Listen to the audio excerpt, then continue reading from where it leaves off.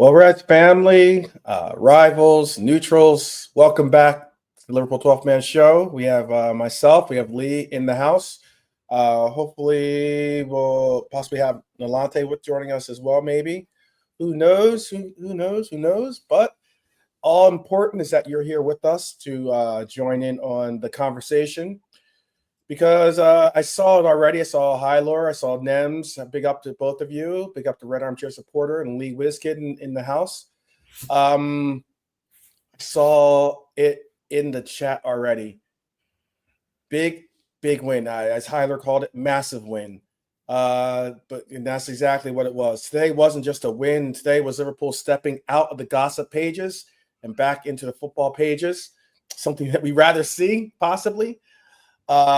Because for a full week, the story wasn't Brighton. It wasn't even tactics. It was how do we climb the table. It wasn't even how do we climb the table. It was all slot versus Salah, headlines, whispers, body language experts, hot takes from people who don't even watch us unless we're leaking oil. But here's the truth. Anfield doesn't run on the noise. It runs on the moments. And today we got one. Salah got back into the picture, maybe even a little bit earlier than expected. And it was a unique substitution, by the way. It was a very unique substitution. But the crowd embraced him, as we always do, as I expected us to do. Rightfully so, and definitely more symbolic with the Reds temperature, or the Reds culture, and the Reds type of takes when it comes to our players. So the football finally had a pulse again, and Liverpool, yes, take 3 points. 3 points. So tonight we're going to break it all down. 10 talking points that I have from the Salah slot saga. I got 10 talking points to explain how the saga just turned into a reset. We'll talk some tactics, why the press and the shape of our team worked against Brighton. We're going to talk about the Diego Gomez tackle, by the way. We got to talk about that. We talk about why I am furious about that call, and I think that you should be too. We're getting some player ratings and what they tell us about this squad and what they're really doing and where they're really heading. And then we close the show with what happens next. Tottenham. We have the Spurs on our radar. AFCON will now take our beloved Egyptian king, and injuries creeping, momentum finally showing signs of life. So let's get into it. Let me introduce you to Lee. Big up, Lee. How are you doing today? Good, thanks, mate. A lot better now that we've got 2 wins in a row, which we haven't done for a while. Now I'm just waiting for us to get 3 in a row. Yeah. Yes, it is a new kit. I've bought a bunch of kits lately. But I like it because I have a jacket by Y3. Y3 is Y3 is a designer. He's actually a Japanese designer. And he's a really, really dope designer.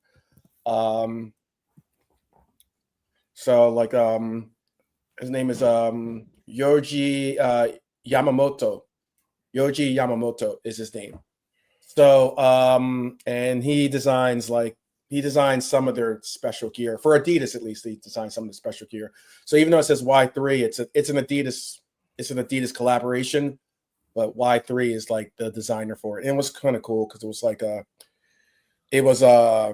you can see it's a the Japanese thing, yeah. Yeah, it's Adidas. It's Adidas. Y3 is Adidas. It's pretty dope. I have like I have a Y3 jacket that I got as a birthday gift or something like that.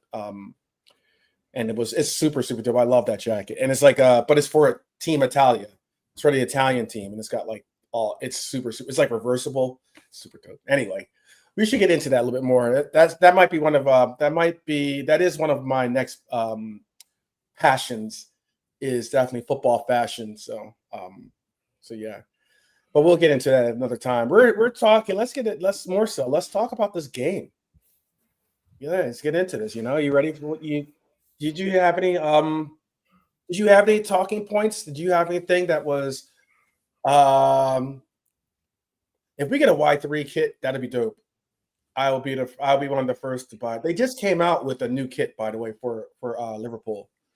I don't have you seen the alternative kit, by the way? I haven't seen it yet. No. It's really I'm getting I'm gonna buy the jacket actually. But here, let me see if I can find it for you. It's black and gold. It's like it's really, really dope. I can show you the jacket, but I'll show you. Guys talking fashion here. Trying to talk this game, and we're all talking about fashion. Let me show you. Here's the oh no, wait, that's the wrong one. Because it's cool. It has like I like the old Adidas, the classic Adidas. You know what I mean? Uh-huh. Rather than the new Adidas symbol. So, let me see. All right, there it is. All right, I think this will be good actually. I'll bring up that one and if I can find it. It's right here. Here's the quiz set. All right, so we're gonna get into this. I know this is pretty dope. Big up to Norm, by the way. Big up Norm, how you doing? I will share this. Tell me what your thoughts on this is, Lee. All right, tell me what your thoughts on this one are. Make it a little bigger so you guys can see it. So, speaking of our Egyptian king leaving for AFCON, this is the kit I'm talking about. This is the kit that they just brought out. Oh, that's nice. Yeah, that's nice though. Yeah, right. Pretty cool. See if I can get a shot of it just all together. But it's definitely pretty dope. I saw they're starting to rock it. Here's a better view of it. That's going to be the I don't know if we will see our team play in this jersey, but for now, that's one of the kits that are now being released by Adidas. That's the newest kit that was just released by Adidas. It's pretty cool. This is the tracksuit that I'm gonna get. That's the tracksuit. It's like it doesn't really pop here because it looks more yellow, but that's black and gold, which is what the top and the bottoms are. That's what they look like, at least. So, we need to get Lee in a tracksuit, looking, Yeah. Get I've you not rocking and seen rolling. this tracksuit for a while.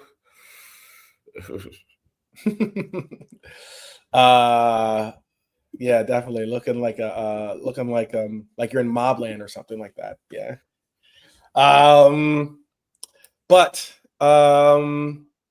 shout out to everyone joining us. What was a talking point from this game, Lee, for you? What was the biggest talking point? What was this thing that you got out of, the vibe that you got out of this? Well, Mo coming on was a big talking point. It was after only 25 minutes or so, wasn't it? Mo came on when Joe Yeah, had that's to a go good. off. Yeah, Yeah. So he got a large portion of action there, and he did okay. I mean, he come close to scoring a couple of times. Like, it was interesting to see him. Like, that was a big talking point. Him clapping the fans at the end. You know, you have to wonder what does it mean. Does it mean goodbye for now, or does it mean goodbye full stop? Is he thinking about getting a move in January? We really don't know, do we? But we don't. That was a talking point, wasn't it? Like, yeah, it really was a big talking point. I mean, just everyone was watching every move he made. Actually, when he just stepped onto the pitch just to warm up. Does he look engaged? Does he look remorseful? They were showing shots of they were showing his family, who did arrive, by the way. His wife and his children and his mother and father were there to watch him play, and that was certainly something. People are asking, do you think Armchair Supporter actually is asking, do you think Mo played well yesterday? We will get into player ratings, but I mean that's a safe assessment if you want to do it now. I think he played well. I'd go as far as say he played well. Obviously, he got an assist. I saw some. Who was it that I saw? I like Jamie Carragher, by the way. I like Jamie. He's honestly, or obviously, or in my opinion, he is the largest pundit presence in football that represents or has that, whose heart is with Liverpool. Let's put it that way. And I know Steven Gerrard now does punditry, so I'm not trying to take it there. But Jamie's been doing it for years, and he's on a lot of big shows. He's on a lot of different broadcasts on both sides of the Atlantic. So we can honestly say that he's got a recognizable presence on screen. His reaction wasn't exactly the kind of reaction I was hoping to see. Excuse me. And it's now where it's like, I can understand where some people would be like, oh, well, is he is it agenda, or is it like actual punditry? What is it with you? I'll look and bring up his comment over Salah scoring. But what is your feelings about Jamie, Lee? It's a bit of both, isn't it? It's a bit of both, because it's clear there's a little bit of bad blood now, because Mo's mentioned Carragher's name a couple of times. I was giving him stick. But I think it's mostly just punditry. That is the lion's share of what he's saying. It's just he's being asked his opinion on things. But there does seem to be a little spot of bad blood between the two of them. Not that they've had that in person, I doubt it, but through the media, through back and forth through the media, there does seem to be a little bit of that between them. Here, I'll bring this up here. So this is what I mean. Let me bring it up like this, actually. I saw this comment and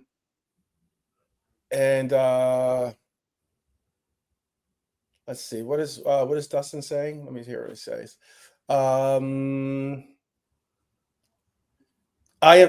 Norm, that's all they do. Norm, Mika Richards, half of his analysis is just him laughing loud, by the way. Okay. It is. A lot of it is that. And he gets Jamie to laugh along with them. So all they do is laugh, and just have Henri sit next to him in his distinguished gentleman look and not say much. I'm laughing at that there. Norm saying Redknapp sits there like a model from a Littlewoods catalogue. All he needs Jeez. is all he needs is like something, something to sell while he's sitting there, don't it? Something to advertise while he's sitting there. Yeah, yeah. Uh, um, yeah, I agree. Red Armchair Support says it's just punditry. He read a Jamie article yesterday, and he was full of praise for Mo. Yeah, it is. It's just a matter. It's also sometimes a matter of catching him on the right day. You know what I mean? But here, let me show you this. This is the comment that he gave. I'll bring this up full screen. So he said, 1 assist versus Brighton changes nothing. 1 assist versus Brighton changes nothing. That was Jamie's take on. That was Jamie's take on obviously him getting the assist. And of course, that spurred. Sorry about that. Of course, that spurred on a lot of the Jamie. I would call them Jamie haters, maybe. Oh, got this bad lighting here. It put on a lot of the takes. What do you feel about that? How do you think that was wrong? Do you think that was harsh for him to say it like that? Not really, because it's true. Essentially, that's true that, 1 assist doesn't change things massively in terms of his form. What did he say? 1 swallow doesn't make a summer, or something like that. But yeah, Never heard I that. can understand Okay. why he said that. It's just, it's just a corner. It's just an assist, and he's got to pull his finger out when he gets back. But that was hopeful yesterday. I enjoyed the fact that he actually got a bit of play and a few chances and that. Right. Sad he couldn't put that one that Chiesa laid on for him away, but he's not Yeah, in good yeah. form. We all know that when he's on form, he buried that. But he's Yeah. been out the team, been a little bit off the boil, so it went over the bar. But I was pleased to see him anyway, and pleased that the fans sang his song and gave him appreciation, because that all Yeah, helps the rest of the season. Then when he comes back from AFCON and he's got it to fit does. in, he knows the fans are behind him still. Right. It does. It absolutely does. That's all that really Um, matters for players, I think. Yes, they get annoyed when ex-players slag them off and say they're not playing well. But for the players, it's all about the fans. It's not about what other players say about them or ex-players say about them. It's more about how the fans react to them. And the fans have still got patience and love for Mo. yeah. Yeah, there's a lot that's been going on with obviously that saga, but how about this? I'll get into this segment that I have prepared for us, but I'm gonna answer some of the questions in the chat, or at least bring up some of the points in the chat here. Nem says 12. If we win the Champions League, would you get in a full kit? Oh, well, that's a different story. That's a different story. I have a full kit too, by the way. I have we were just talking about we were just talking backstage. Lee likes the lavender kits that Brighton showed up in, and I was saying how I like the purple rain kits that we have, and I actually have that whole. I have the purple shorts and the purple kit, and I don't have the socks though. I don't have the socks. I can't go and just sub in, so that's not happening. But let's see what else is anyone talking about. Norm says he had a full kit in '88 with hand bands versus. Look here, I'll even for those that can't make out the thumbnail here, I'll show you this too. Who's that young gentleman there? Yeah. All right to be subbed in. That was my only full kit, I think that was my only full kit. I used to get the shirts after that. I wouldn't get the shorts and the socks. Not that I did buy the full kit there. Obviously, it was bought for me, like being 8 years old or whatever it was. But then years later, when you buy your own, I would tend only to buy these shirts. I think that is my first and only full kit. But what a full kit it was! It was a great kit. That loved that kit. The little red pinstripes down, vertical pinstripes down. It were nice. You can't see them there really in that because it's a bit out of focus, bit old and out of focus, that picture. But yeah, that's like that picture is probably taken. Like, how about this? This is for some people, some of the younger generation with us. That picture is probably taken when film was the only way you were taking a picture. You had to actually it's actually a this drawing. It was before we had the technology of taking pictures. Somebody drew that of me. My mum drew that off me, did a quick sketch. She was a good artist, though, my mum. Oh, that's awesome. That is cool. That is really cool. Yeah, that'd be funny to that'd definitely be funny to see. But to see someone see a camera and be like, how do I work this thing? You had to like put camera film in, you had to like advance the film so that you could like actually get to where you could take pictures. It just wasn't turn on, click. Yeah, it was a different era, much different era. And no, it wasn't like you had to like have the what were the old time like back in like in the early 1900s where you had to like have the explosion happen, like they had to like to get the flash. Yeah, the phosphorus flash. Yeah. Yeah. Imagine that. They used to have like a little explosion and had to like put this whole big like X-ray style film in there to take the picture. Those were the days. No, I'm just joking. All right, let's get into this. I know, right? Yeah. Those are the days. Yeah, those are the days. I remember back in my times. No, let's get into this. Talking points. 10 talking points. I have 10 talking points. We just heard the biggest talking point from Lee, but I did come up with 10 talking points. I'm gonna try to get all of the points in, see what you guys think. Definitely see what Lee has to say about them. Here, let me bring back the Debonair Lee off the screen there a little bit. I think the first talking point has to be maybe the past week was just all emotion. Maybe it was just all like hot air. You know what I mean? I think it's obvious that Salah doesn't want to leave Liverpool.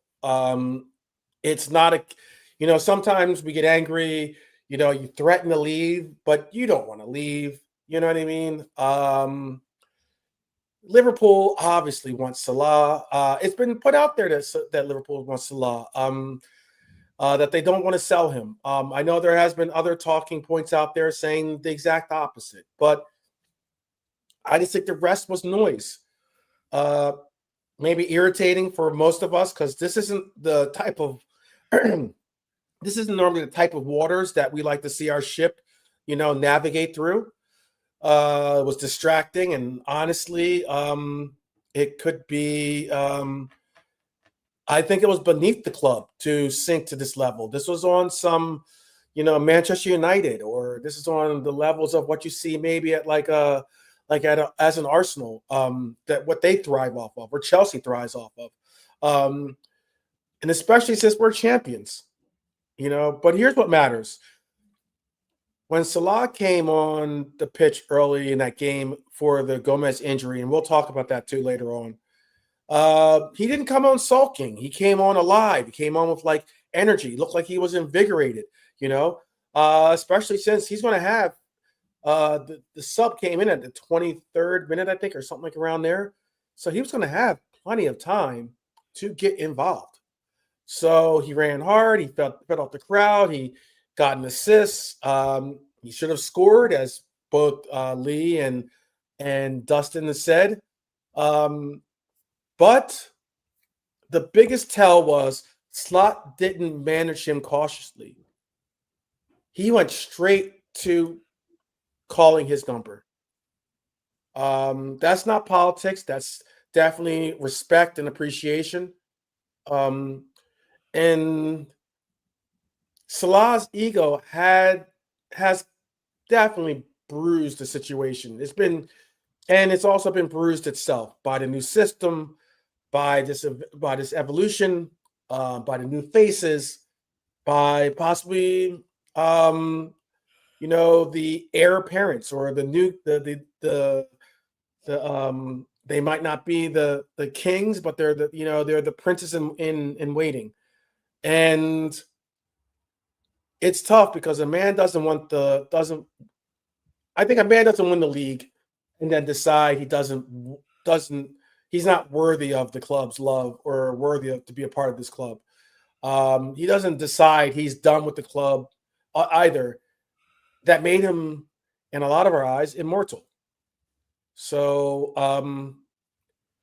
Saudi will be there later, but legacy's now. And that's something I think of. I'll just let Lee just comment on all of our points as we go along. What were your thoughts on that, Lee? Like, do you agree on that? Sorry, run that by us again. Oh no, I will not run it by you again. That was a long segment there. Sorry, I was talking to Highlord in the comments about like when I played right back or right wing. It was not for Liverpool youth, unfortunately. Only for my school team and the Sunday league.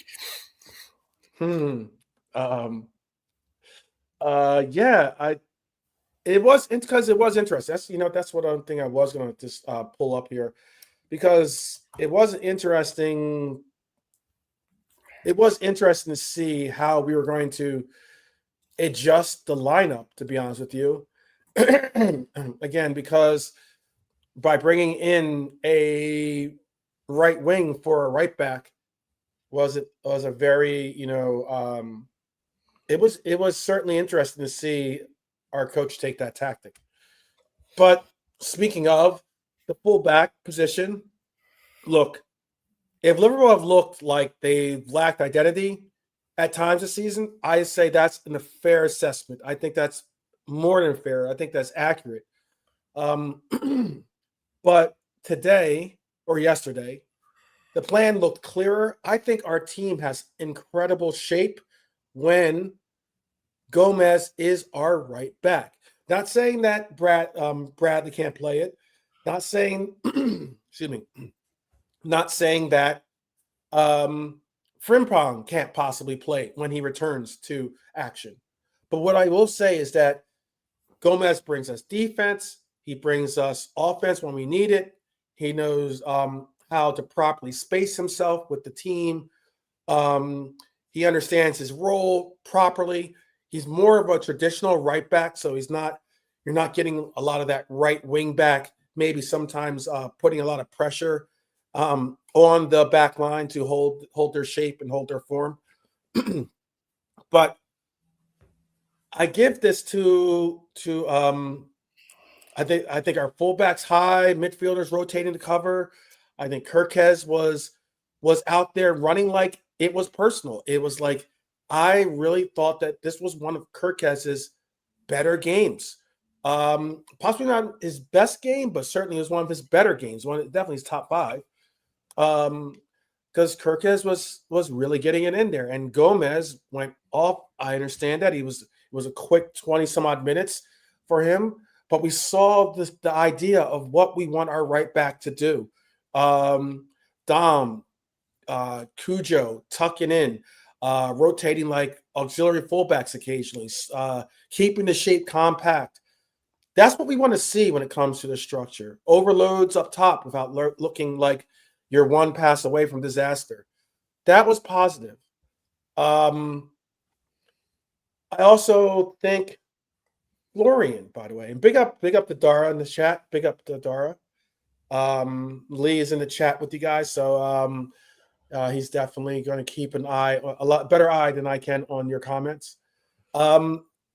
But Florian yesterday, I think, has found a home for himself in this team. Or finally he feels at home, I think, for this team in the position that he's in the position that all of us, the majority of us, want to see him play. Because we've been saying it every week. Best versus performance in a Liverpool shirt. Best performance from versus in a Liverpool shirt. And even with it not being attached to goals and assists. And I said it. If you want to clip me up, you can clip me up and I'll debate you on whatever you want to talk about Verts. But I think that Verts has been contributing to this team. As a matter of fact, hopefully I might even have the actual clip here or the stat that I saw. But he has been doing very well. He's starting wide. He's drifting inside. He's linking behind Ekitike. He's playing off of Kirk. Kirk has his overlaps. And this is something that, I was defending Gakpo this weekend on the Beijing Reds Lime show. But because I think Gakpo is a good player, by the way. But Kirk has overlap has been somewhat neglected by Gakpo. He's been more of a Gakpo doesn't utilize him enough, I think, and that I openly will accept as being criticism for him. But he looked active in this role. He looked active, maybe because of the slight formation tweak, but also he looked active in this game. And suddenly the whole front line looks like they're less of strangers and more like a system. Not perfect by any means. We still got to get the complete gelling of it to happen, but coherent, certainly coherent. Versatility will save Liverpool's season, and that's something I definitely want to stress here because we saw it yesterday. You can't sub a Salah on and take off a Joe Gomez and still have a coherent and versatile team out there enough to handle a team of Brighton that can score. This is the part people ignore until March comes. Versatility wins leagues, but it also primarily can win us a Champions League. Curtis Jones played midfield, then wing, then right back. Dom shifted positions mid-match. Heck, even when Endo returns to this team, I think it's going to be a massive boost. We might see Endo play a little bit more. And if injuries hit everyone else hard in the festival period, Liverpool might not just survive. We might actually move up the table a little bit. Fifth point. I want to give a shout out to Arnie Slot because I'm glad to see that you're actively watching the show. Big up if you're watching now, because we've been asking and we've been asking and also campaigning for this transition of this club for a minute. It's brought on some tough bumps and some tough acknowledgments from some team members, but I'm saying this, and I know I'm going to say something that will annoy the extremists, but Liverpool haven't been as bad as the table sometimes makes it feel. And what I mean by that is the confidence has been absolutely depleted, and that has been our most notable difference. Our heads drop as soon as we get a goal scored on us. But the chance creation metrics were never dead. I know there's some people that don't like statistics out there. That's not high lore. It's not myself, obviously. Dustin and the likes, they like to drop stats. I'm not going to mention names, but, I got into a little argument in my defense of Gakpo, and then I brought up some stats, and I was told, I don't want to hear stats. I'm like, okay, I get it. You don't want to hear facts. Okay, I get that. But the chance creation metric's not dead in this team because what was dead was the belief. Today or yesterday, I keep saying today, but yesterday, the diamond was compact. It occasionally was a 4-2-3-1. It was a diamond. It transformed with the rotations and looked like Slot found something repeatable, something the players can understand without thinking too hard. And when football becomes automatic again, confidence can return. Don't worry, I won't have a poll in here, Dara. I know that Dara hates polls. But that's just the honest truth. Here, let me see if I can't. Oh, here it was here too.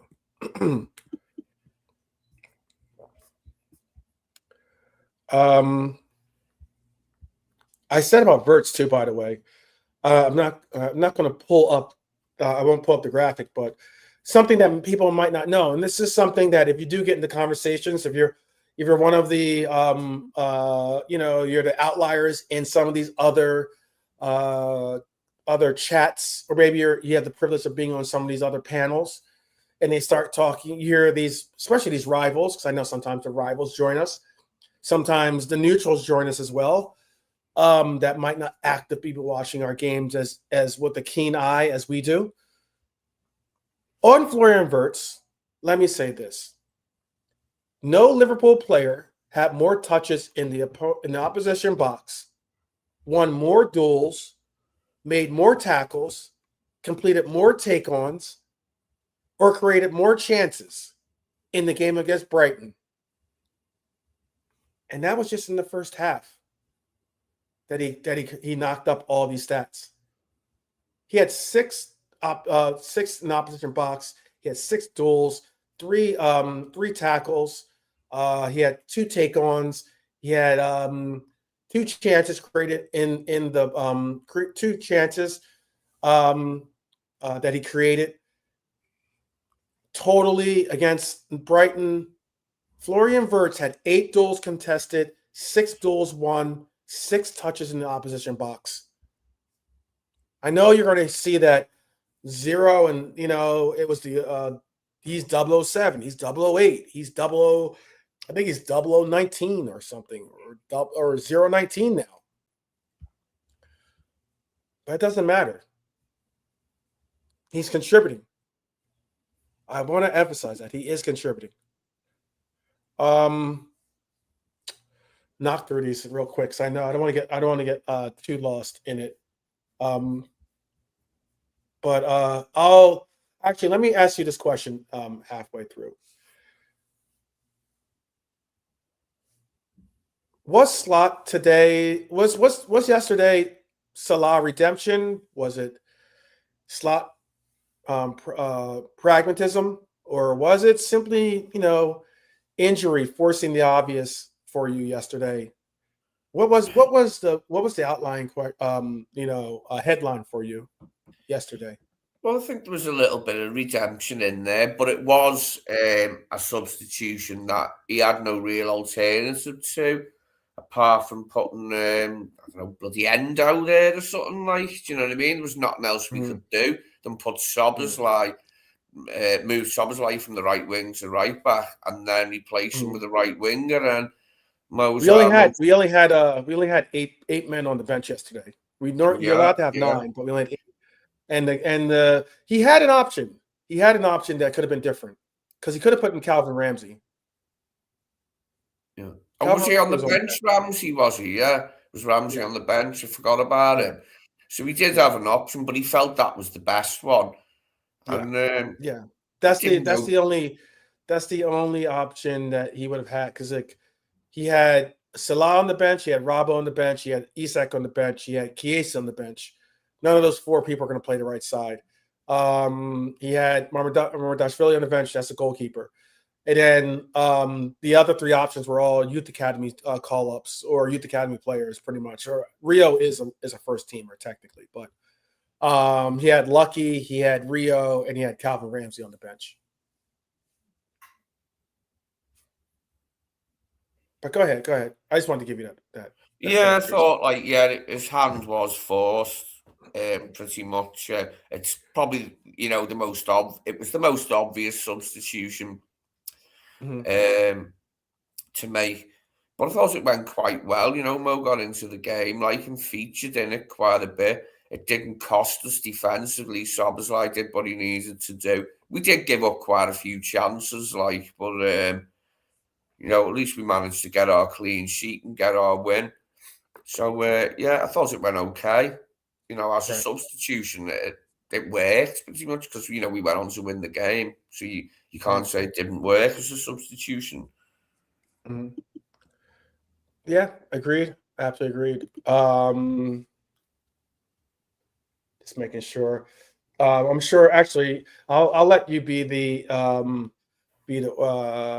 purveyor of the chat here to keep them involved, to keep them in the conversation. If you see something, feel free to mention something that the chat said. Okay. Yeah. Let me see. I'm gonna have something funny at the end here that I'll add. But yeah, it was very the headline was going to be it was always going to be an interesting headline as to the one that we ended up seeing as the overwhelming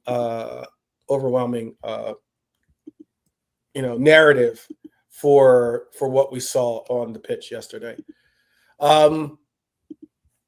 I think also, and I said 10, so I'll try to get through these next. I'll try to get through these next ones real quick for you guys. I think the Friday talks mattered. I'll take a break after this segment or this portion too. Slot basically admitted it without admitting it. I think yesterday, Salah was punished for the interview. They then spoke like adults. The result. Salah back in the squad. Salah was the first sub. Salah delivers an assist. Actions speak louder than words sometimes. And Slot said that himself.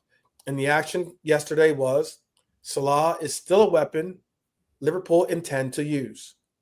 And is it completely, back to being, coup d'etat? No. But it's at least the semblance of a bridge. It might be like, one made out of bamboo at this moment, but eventually, hopefully we can get some iron, iron railings down and actually compose a real bridge so that eventually, and this is something I want to emphasize too, we've seen greats leave this team before. Maybe even a year, 2 years before they are even done their last tip of the hat, or the last, their last bow. And it hasn't been easy for any of them.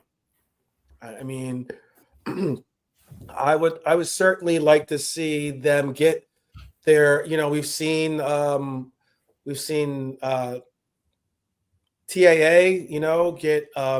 get definitely a acknowledgement, not necessarily a completely all loving one, but he got it. And that's why I'm bringing that up, is because even in his situation, he got one. He got it. He got a proper exit. Bobby. I know that those of us. I have the one of those photos. I wanted to get it framed actually, and that was like Bobby looking onto Anfield. One last time. You can see like him really soaking in the emotions and seeing what it meant. There's been a lot of players. Do you remember some players that really, maybe for you got left the team maybe a year or two or maybe 3 before they ended up calling it a career? For Liverpool at least, Lee, that really stick out for you? Who left too early? Yeah, there's probably been a few over the years that have left maybe a couple of years too early. But sometimes you've got no control over that. Like, it's other things that come into play. When a player leaves and you think he's got more in him, it might not be that he wants to leave the club necessarily. It's just maybe they're not playing as much as they used to or whatever. But yeah, I'm sure it's happened quite a few times. I'm just trying to think of examples of who's left before their time. Coutinho I mean, Coutinho ended up getting a rocky end of his with him, with it was a Barcelona. record fee for a British club to deceive. So it wasn't such a big thing, was it? We all knew he was leaving. Once Barcelona wanted him, there was nothing we could do, even if we wanted to keep him. Yeah. But there has I don't been a know. few players who've left before their usefulness has expired. But as I say, it's not always, a straight thing between the player and the club. Sometimes they get other offers. Sometimes they just want a change. Sometimes they just fancy a change. Yeah, or sometimes they just want to maybe go home, get closer to to their families and the likes. Norm Dustin just brought up Mane. I know Mane's got some family in Germany, for instance. Ginny left possibly some think too early, maybe a year too early. Dara saying Kelleher. I think the difference between Kelleher leaving, Kelleher was it wasn't like he only had he was in the mid or he was drawing towards the twilight of his career. Kelleher is in the prime of his career, wanting to be able to utilize that prime as a first teamer. That to me is an acknowledgeable situation. I know that like with Bobby was, for me it was like he was at that point where he wasn't getting the starts anymore unless he was going to be accepting of a second string style role on this team. Then he probably wasn't going to get the kind of enjoyment or kind of minutes that he was looking for. But yeah, I would say, is there anyone from the yesteryear that you can think of maybe? Because I would say Torres didn't get the didn't move on the way I would like to have seen. You could say maybe Xabi Alonso, maybe, or you could say Suarez, possibly. But Suarez never saw Liverpool as being his final destination. He always wanted Barcelona. Yeah. Keegan. Keegan is a good one. With Xabi Alonso, Mascherano, wasn't it, before him? They were always open to go to Spain after he'd been here. Because obviously Xabi come from Sociedad and Mascherano come straight from Argentina to West Ham, hadn't he? So, I think they always wanted to play somewhere else. And you accept it when it's that type of thing. I'm trying to think more of players where that wasn't the case. I think what Dar said, Keegan was a good shout. Yeah, Keegan, definitely. Definitely a good shout. Well, injury updates, people. Let's get these injury updates out of the way because no one likes to talk about injuries, but we have to talk about injuries because some important players got injured for us in that Brighton matchup. Gomez is reportedly a muscle injury. Slot doesn't sound optimistic for next week. I'm going to be, unfortunately, kind of realistic. I would like to see us get the most out of Gomez because I believe this is going to probably be our last year of going through this saga with Gomez. We need to have a player that is available for more than a couple of stretches of games. And Gomez, unfortunately, keeps finding it difficult to find a pathway towards staying fit, at least fit enough to be usable on this club. And I think he's a a super talented player, and that's the most depressing portion of that news. Big news is, and it's big news that's bad. Szoboszlai picked up a knock in that game. Szoboszlai picked up a knock. He ended up hurting his ankle. It didn't look great, is what the quote is being put out there. But he's a mentality monster. You know how it takes a lot to pull him off of the pitch. So fingers crossed, it's not as bad as it might be, or it doesn't keep him out for an extended period. Szoboszlai has been arguably our most important player on the pitch, something that, I've been happy to see, because a lot of the flack I got last year and me picking him this year to be that guy. Ekitike. Again, these are names that are all in form. These are names of players that are exceptionally our most important players at the time. Twice in 2 league games, he has scored a brace. But coming off, it looked like his legs had gotten unplugged, or it was in shutdown mode. Slot's point was, it was fair. He said young signings adapt to the Prem and Europe, and because the intensity is excessive, it's real. But it also tells you something. The system is starting to demand the right kind of suffering out of these players, which is you're going to have to put in work to make this system work. And I think what we saw as a 0.8 is that Slot drew a line under his focal point of this game and of this team, and that is Slot's stance is there's no issue to resolve. When it comes to this Salah stuff, when it comes to the internal ongoings or whatever is going on, his stance was simple. There is no issue to resolve.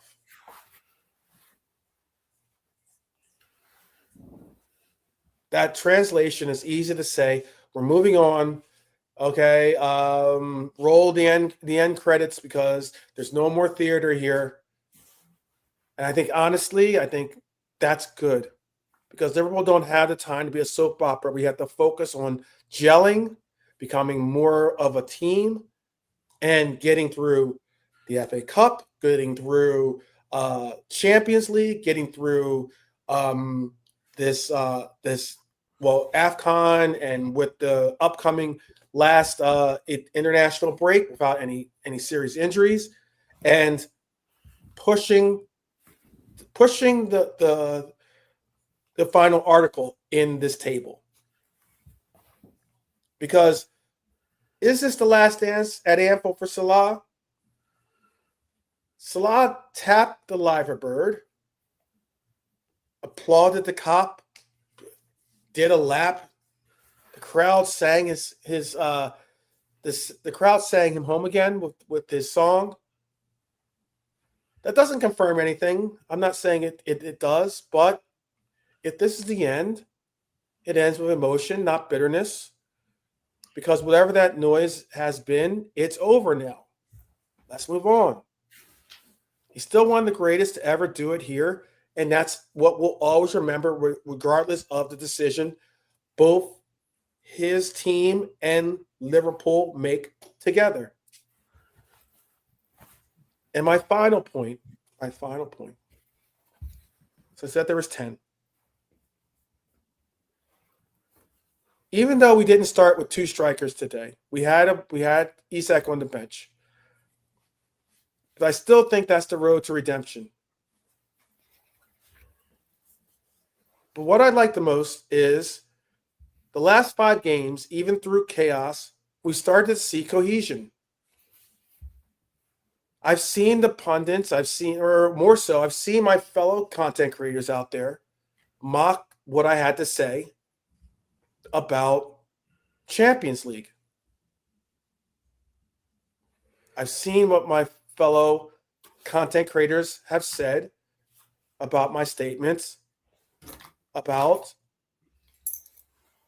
us maybe following the path of a PSG, what they did last year.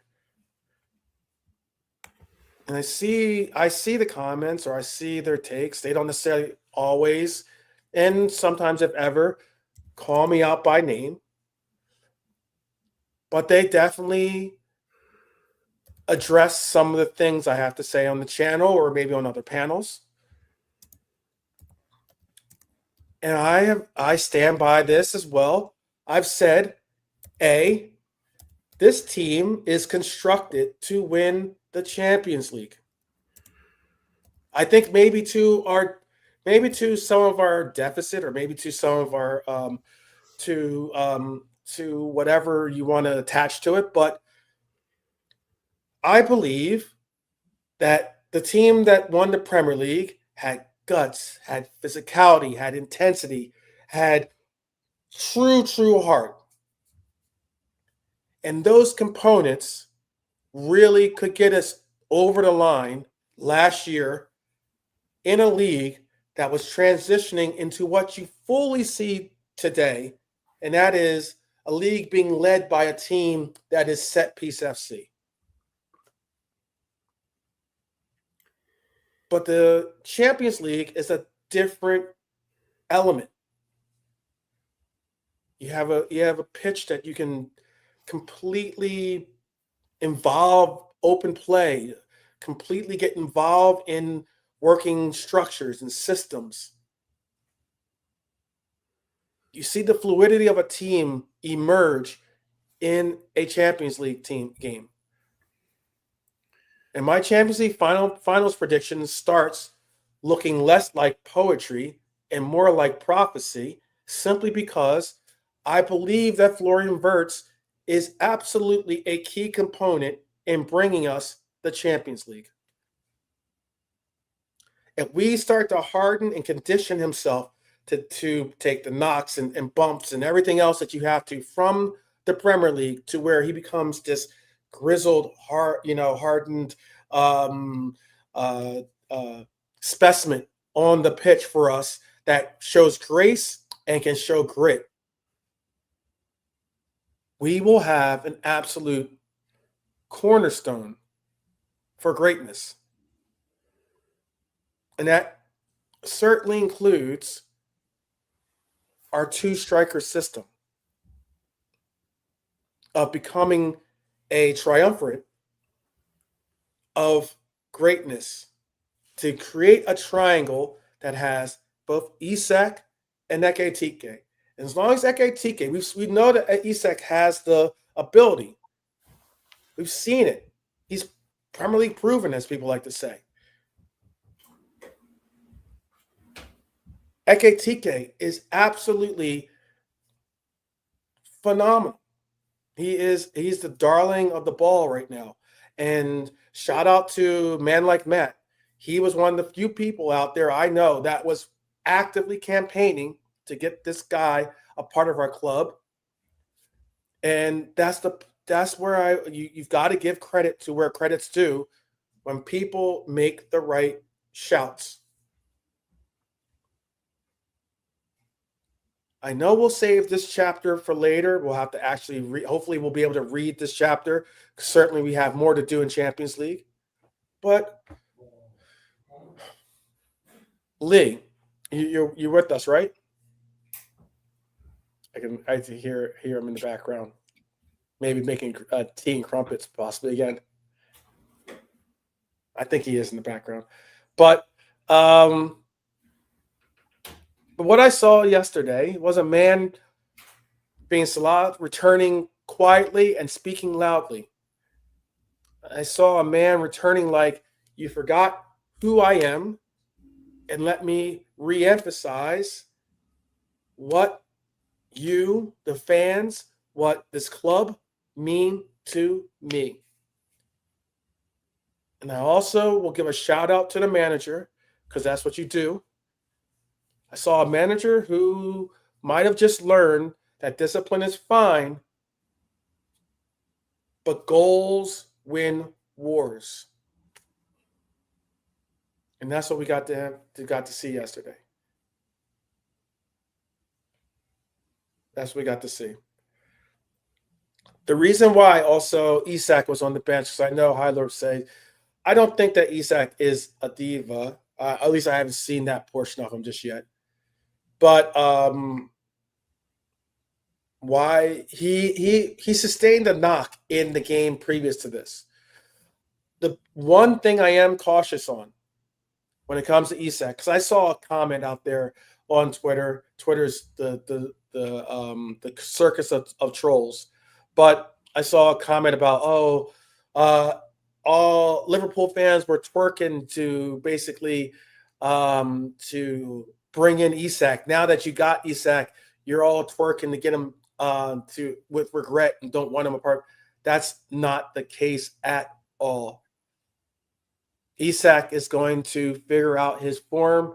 That's what great players do, and I believe that Isak is a great player, and I think that he will find his legs, he will find his form, and when he does, it is definitely dark days for the Prem, for domestic cups, for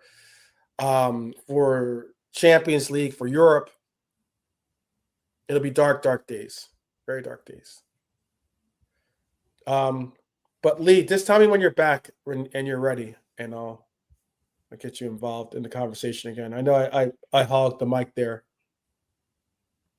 Oh, I think he's still. Let me text him. All right. Well, while Lee does some home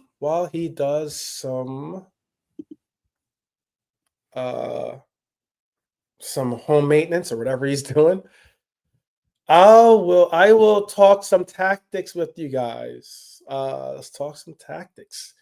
Lee Wizkid says Twitter is the pawn life's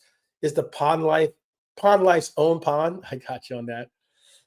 Isak scored 62 goals and 109 appearances for Newcastle. But I'm sure we bought Isak's evil twin brother Usak. What's my theory? Well, I'll go into a little bit of the tactics that we saw yesterday and might actually answer some of the questions there you have about Isak. Nem says Salah is still a legend. Salah will always be a legend. He'll always be a legend. He's a living legend. That's the unique thing about it. It's difficult to become a living legend. Very difficult to become a living legend, because then the last swan song of a living legend is always a difficult run. But I think the match yesterday answered two season-long questions for us. Can this team press like Liverpool again? We've been saying that our press, our counter press, has been non-existent. That was one of my biggest criticisms of the coach, that he's allowed for this team to be so lackadaisical on our front line with the press. Can this team attack without looking like it's dragging a piano behind it? We looked slow. The buildup was incredibly painful to watch. And yesterday, the answer was, it's loud as we've heard it. Yes. We've had this potential all season. The press, Liverpool came out hunting twice early, winning the ball, forcing mistakes, making Brighton uncomfortable. And that's what we did. We won the ball. Not only did we win the ball, we not only won the ball, we won the second ball or the third ball. That's not just energy, that's intention. That every goal isn't just, oh, we got lucky there. That was work. That was pressure. because that early goal wasn't luck. That was us pressing the moment. That is the earliest, that is the quickest goal scored in the Premier League for this season. That's the fastest goal scored in the league this season. That press, creating panic, creating a bad cross, Gomez winning the ball, putting it back in a position where if you have a striker, if not two, that will pounce on the ball, and that's what Ekitike did, pounced on it and finished the moment. Our shape was phenomenal. Slot went back towards his more preferred 4-2-3-1, albeit that's not what I wanted to see. But being that Isak was slightly on the mend, he still kept a semblance of a diamond with that 4-2-3-1. Jones, Verts, Dom, Grav, all behind Ekitike, and it created something Liverpool have been missing. Distance control. Those two words are something I want you to recognize. Distance control. Liverpool didn't look stretched like a rubber band yesterday. They looked connected. They looked like they knew the proper spacing that you need to be deadly, to be able to work a system and not have to extinguish yourself by running around like you're a chicken with his head cut off. And obviously the narrative, the big elf in the room, we spoke on it earlier, the narrative was Salah versus Slot. The reality was, I think he's sitting back down. Did you? Yeah. You there, Lee? Okay. Yeah. Okay. The reality was Liverpool were playing well even before Salah got on the pitch, by the way. And then Salah joining the offense, obviously, became an added threat without breaking rhythm, which is phenomenal to see. That's what we want to see. That's the ideal outcome. No drama. Not even compromise, but functionality. Function. And I want to give a shout out to a player that I had the privilege of meeting in Los Angeles on his it was on his birthday. So he was there with his missus. And I wanted to say, and this is a player that I've been actually very big on. I think there's if KJ was in the chat, he'd be able to help me out. I think his name is Demo. He's a guy he's a guy from I always like giving recognition to the people that show love or they back the player when no one else backs a player and they get it right or they have their time of redemption. I believe his name is Demo. This guy has he's been one of Curtis Jones' biggest fans. He's an even bigger fan than myself. But Curtis Jones, I want to give a shout out to the Scouser and the team. I've got to say, Curtis Jones is becoming a real face of this era for Liverpool. He has quietly had 200 appearances for this team. He has versatility, he has discipline, and he plays like he belongs in the spine of the club. He's not just a squad lad. He's not just the local boy. He's a tone setter now. He's someone that backs up what he said, which is we've got to be scrappier. We've got to be able to have control of the ball, but also put in a tackle when necessary. Curtis Jones, I'll let a Scouser talk about another Scouser. How do you feel about your local lad? He's doing well. Yeah, he's doing well. Curtis is playing well. In the last couple of games, I was really pleased for him. We seen him, at the bar, with that shot in the game a couple of games ago. Yeah. Yeah. And then, he's had other good moments as well. And he's just been doing a lot of, hard work in the midfield, hasn't he? Like, he's been shutting people down. Mm-hmm. He's been all over the place, like, getting involved in moves, and he's done well. Yeah. Got to give Mm-hmm. Curtis credit for the last few games. Mm-hmm. Mm-hmm. Um,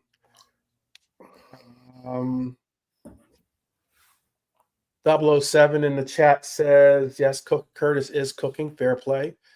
Nam says Jones is his baller. His baller. Oh, he's got some skill, Curtis. He's got some skill on him, the boy. He knows how to like nutmeg people out of all this business. Like Norm said in the comments before, he doesn't want to see him doing Cruyff turns though on the edge of our own box, which I understand because he's got that. He can do that, Curtis, but you don't want him to. If he's going to do that, do it in the opposition area or by the corner flag in the opposition's half. Please don't do it on the edge of our own box. We all know how skillful we are. We love seeing it, but at the right time. Yeah. Agreed. I just think that I say what I'll say. Hyler says, what's more important to him is that Curtis Jones has showed more sides to his play this season. He has developed and can now play better in more positions. I agree. I mean, he's been forced to play right back, maybe not to his preference, but he's played there. I wouldn't say he's our number one choice to play there, obviously, but he's certainly filled in a role for us there. He is someone that has played in the pivot. He's played as an advanced 8. He's played as a fellow number 10. He's been very versatile. It's that key point of what I brought up earlier. Versatility is huge. Very, very big. But I just think Curtis Jones has been definitely a little underappreciated. He's a player that really, I think, has he has a lot of the qualities you want to see in a Liverpool player in just mentality terms, with the amount of emphasis, knowing what the level or impact certain matches or certain teams apply when going into the match. What it's like to play against Everton or in a derby or against obviously United or something along those lines. That he's not going to go into those matches not knowing the immense intensity of those games, and he's going to play like he understands it, and he has, and he's played it in these games. He's carried that intensity, I think, into these other games as well. Curtis has gone as far as to say that, would you give him a shout to be a starter, or a routine starter? Well, he's getting close to that with his performances, but I would imagine that once some of the other players are available, it might be harder for him. But right now, he's plays himself into the team, hasn't he? He's a hard man to drop at the moment. Mm-hmm. I got you. Understood. He's a real rock and roller. That's how a rock and roller. I gotta say it like the Guy Ritchie film. He's a rock and roller. Oh yeah, I like that film. That's funny. That film. Yeah, he's a real rock and roller. Yeah. Knows all about the grit. Definite thing. Red Armchair Supporter says, okay, Nems thinks that Jones is the Scouser version of Neymar. Okay, interesting. Red Armchair Supporter says he'd be retaining Jones in the team. Okay, certainly as a preferential, first off the bench, if not as a starter. I understand that completely. 007 says, yeah, with Gravenberch, he's not doing those turns to run up. Oh, he's talking about Hylor's comment about how he doesn't think Gravenberch had a big game. So Curtis Jones' involvement was key yesterday. Okay. All right. I think Gravenberg had a. I don't think he had a. He wasn't player of the game yesterday, but I don't think Gravenberg had a bad game. I wouldn't go as far as to say he had a bad game. But we'll get into player ratings. You'll be able to give your assessments of what you really believe. Lee, do you think this press is finally back? Do you think that our press is finally back to its level that we need it to be, in that slot finally trusted again? Or is it because this squad's pride finally snapped back into place more so that we're seeing this reemergence of pride? Yeah, I don't think it's like back 100% to where it was, but it's getting there in recent games. It's getting there. We look more like the team from last season in recent games than we have, at any other point at this season. So let's hope that carries on and we can, get more clean sheets, get more victories. To have 2 clean sheets in a row was massive for me, because we just haven't looked like keeping clean sheets this season. And to get 2 in a row was really nice. We got 2 in a row against Villa and Real Madrid, but this is the only other time that we've managed to get 2 clean sheets in a row. And it's essential, like, if you're going to be competitive, that you do get clean sheets sometimes. It's all very well saying, as long as you win, even if it's 4-3, 3-2. No, you have to get clean sheets sometimes, or you're not going to win nothing. Nothing at all. Yeah, I think Liverpool pressed properly. It's not just defending; it's the identity that I think it's the identity they lost from last year. Last year, there was an identity that our team pressed, that it was that we could get clean sheets, just as you mentioned, and it was a lot easier to see us work that angle. But today or yesterday felt like the first time in a while we've seen that old heartbeat of the team that won us the league last year, or even as close to, dare I say, the Klopp-esque type team where the press is just non-relenting. I'll ask this question for the chat, and we can hear Lee's comment too on it, but this one's for the chat. Tell us in the chat. You can put it in one word or put it in a statement.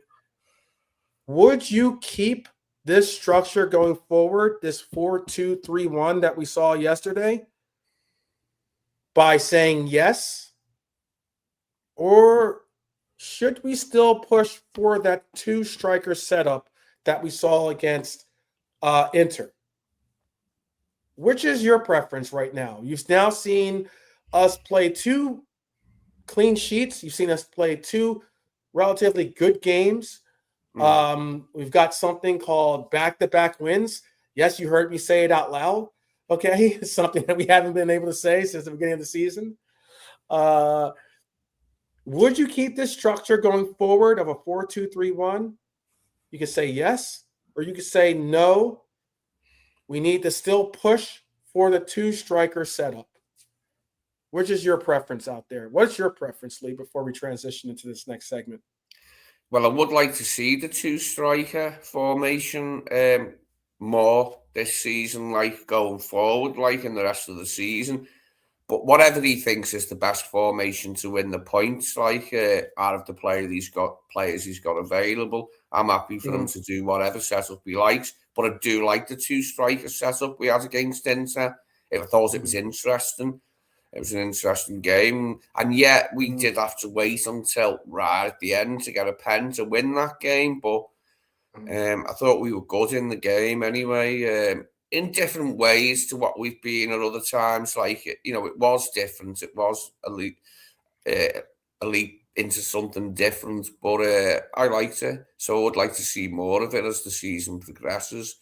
Having Ekitike and Isaac in the same team. Okay. Yeah, we don't have. I don't know if it pops in the chat. Again, this is something that Pops and I discussed on his channel, but like So far, I've seen 2 votes for the 2 strikers. Like 007 says, definitely 2 strikers. Isak will become good. He's just not fit enough right now. Nem says 2 strikers. We all know my position on it. I mean, it's been like the one of those underlining tones behind almost like the majority of my broadcasts lately. When I left Friday, it was so bad that when I left Friday Night Live yesterday, when I was saying my goodbyes, they started up a chant of 442, 442, and I was like, oh, I was like, wow, all right. Some people call me a politician, but I guess hey, that's our campaign rally right there. There you go. I like it. Oh my goodness. All right. Well, if you want to put that in the chat, I'll acknowledge what your vote was, like I did with 007 and NEMS. If not, then put it in the comments. Tell us what you think. If you want a little bit more time to think on it, or if you're watching this on the replay, definitely tell me what it is in the comments for you and what you think. Because football won the day yesterday, but the officials once again did their part to try to steal the spotlight. PGMOL. They need agents. They need an agent. They need a manager and an agent to get them, because apparently they want to be the star of the show. Let's talk about this. Let me bring up this. Let's talk about, because sometimes a picture speaks louder than words. Let's talk about this right here. Let's talk about this right here. So the Premier League's explanation for this right here was a yellow card checked and confirmed for not excessive force. And not this is where force. Yeah. This is where fans like myself. What would class as excessive force? Would he need to have chipped his rib cage or something, like with his studs? What would that count as excessive force? I'm sure he's got a couple of stud marks in his stomach there, like in his upper torso. Oh, absolutely. He probably would have needed to not only kick him like this, he would have probably had to say, "This is Sparta." Then maybe that, isn't it? That's brutal. That if one of our players had done that, I think there might have been a different decision. I don't want to come across like that, but we've had it before as well, haven't we? With Doku on McAllister, right in the chest, like leg fully extended. Yeah. I mean, the power you can have in it, like when you've got your leg extended like that and you lean into somebody, that's quite forceful. Okay, it wasn't an excessive force or whatever the stupid language they used was, but it was bad enough from my point of view. I didn't like to see it. And the fact that he was on the pitch to nearly score the equaliser was annoying, wasn't it, that bloke? Yep. Because it's not about the issue that he didn't mean it. I get you didn't mean it. But the fact that in your head, you know what, you were going to be so reckless to put cleats first, cleats up, and have it where you're chest high. The issue, it's high, it's dangerous. The follow through is in the midriff. Those are the exact ingredients we've been told for years get you red cards. Chris Sutton said something to the lines of, Brighton are lucky not to be down to 10 men. And Liverpool fans, like myself, are saying what everyone says in these moments. If that's against us, it's a different conversation. And that's what it seems to always be. We've seen this challenge being given on other players, and 9 times out of 10, they don't get anything of nearly oh, it wasn't the intent or the force, or like how you can understand what the force behind it is. Is there like a power gauge over him, like it's a video game or something that you know how much force he put into it or something? I'll be fair too. Sometimes VAR is consistent in being inconsistent. Mm. But the bigger point is this: Verts is becoming a marked man. You can see that they are really looking to minimalize one of the most important or essential tools on the pitch for us currently. And that is by trying to be forceful, trying to be sometimes reckless like this, because this isn't the first bad challenge we've seen on Verts. Mm. The more he glides past players, the more teams will introduce themselves physically. Oh And yeah, Liverpool, he's a marked man, like because of his skills. We've seen exactly. that, like in the Inter game, didn't we? Bastoni pulling away at him, took it away with his Yeah, stick because he was afraid of him. This yeah. is something, yeah. It's on the same theme, like this challenge from Gomez, but it's slightly different in that, like, I'm assuming he didn't really have to do it, that he could have pulled Didn't. his leg out before it made contact with him in that area, but he He wanted to didn't. do it, like, to put a mark on him, so to I speak. mean, do you think that Gomez would be okay if it was vice versa right there? If that was No, mate, Verts throwing He a would have fell over and rolled all the way up the pitch and then back again. exactly. Exactly. He tried to do it. He tried to do that in this game before too. He tried to get a call in the box. So Uh, that's what I'm trying to get across is that this is pathetic. Liverpool have to protect him, not through referees, obviously, because they're not doing their part, but through control of matches. Because when you control the match, you obviously reduce the chaos moments where tackles like this happen.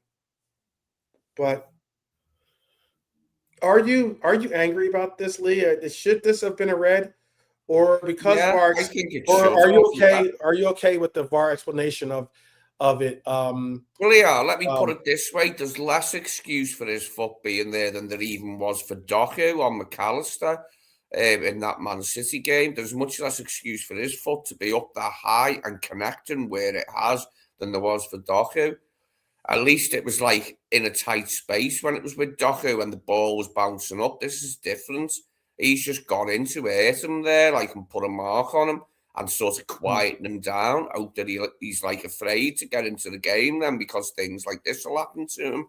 That's what that is. I got an audience. I'll put it this. This is the audience question I have there for you guys here. Tell me what you think. I'll bring this up. Red card or yellow? For you, you get to say red or yellow. And be honest, if that's a Liverpool player making the challenge, what do you expect the ref to give?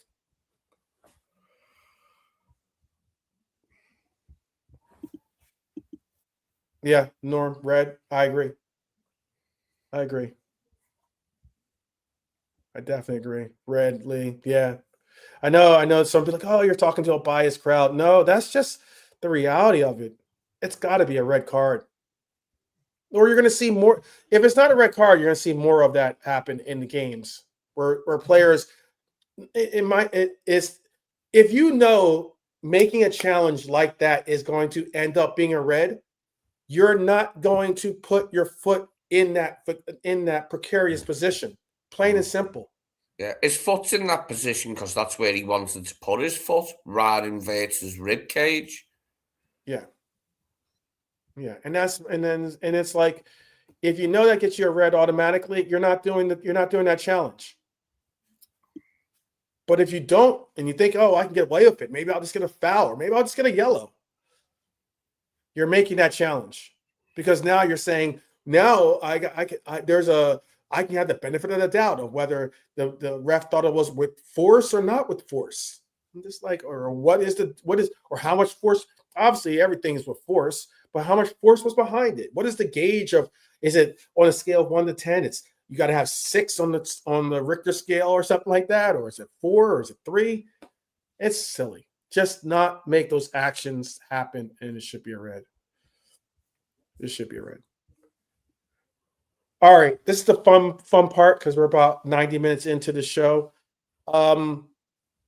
Player ratings and what they say about our team. Let's get into these real quick so we can get to. I have a fun little section question at the end of this. So,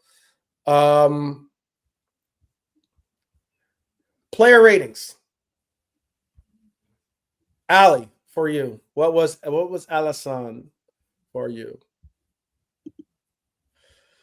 Mr. Becker, I gave Ali an 8. I would have probably gave him a 7 because he did make some good saves, though. He made a big early save that mattered. The difference between 1-0 and comfort and a 1-1 panic is immensely different. He's restoring our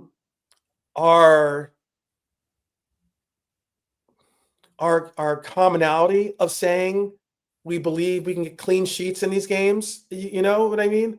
Like it pretty much in a lot of these games, I've always gone with a 3-1, a 2-1, or something like that. Rarely a 4-1, but like I don't think I said 4-1 once, but 3-1 or 2-1 or something like that. But now we got our defense kind of gelling, and we have maybe a case where not maybe, but certainly a shout with in my arguments the best goalkeeper in the world in Ali. I gave him an 8 since I would have given him a 7, like I said. But I would have given him a C, but I gave him a B. I'll say letter grades this time. You can give numbers too. 7 or 70 to 80, I consider it to be a C. So there you go. I'll give him a B though, or an 8. What would you have given him, Lee? Yeah, he was good at what he needed to do. He did well. You can give him a letter grade or a number. Yeah, the usual obstacle for opponents to get past. I would say an 8. I'll give Ali an 8. Why not? I'm in a good mood. Okay. I'm in a good mood since we won 2 games in a row and got 2 clean sheets in a row, so I'll give him an 8. Okay. I'll say that his presence helped us. His mere presence, rather than him having to do too much, his mere presence helped us, and we looked more comfortable and relaxed with him in goal.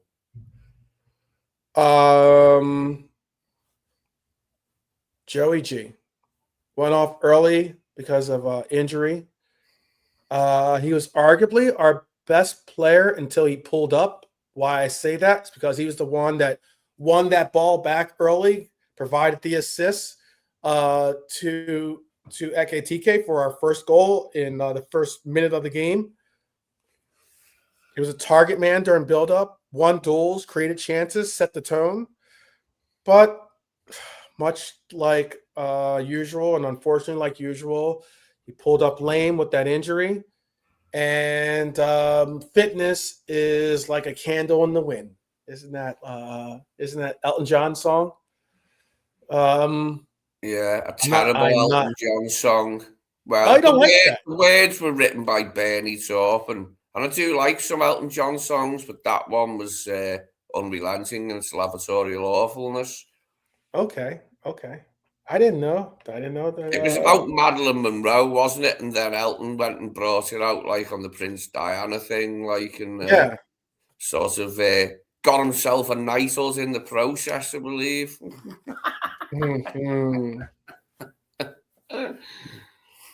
Elton John's funny. I just remember.